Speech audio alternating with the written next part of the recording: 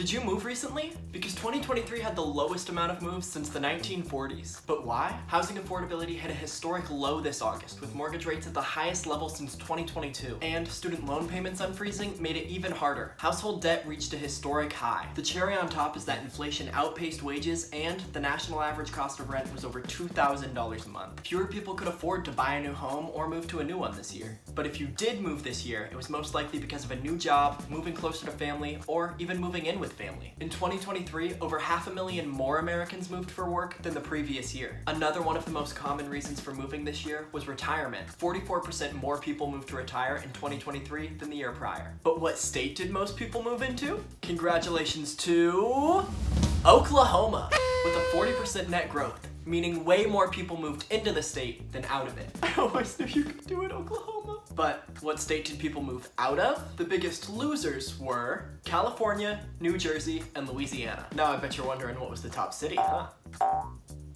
The city with the biggest moving increase was Wesley Chapel, Florida, with Ocala, Florida right behind. These two cities officially dethroned the 2-year reigning champ, The Villages, Florida, though it remains number 14 on the list of cities with the most growth. And considering retirement moves were way up, that all checks out. Florida holds 3 of the top cities for net growth and was in the top 10 states overall. Now the single cities with the greatest net losses were San Jose, California, Hollywood, Florida, and Baton Rouge, Louisiana. Better luck next year, Baton Rouge. Moving doesn't have to be expensive and stressful. You can find the best and most affordable movers at HireAHelper.com.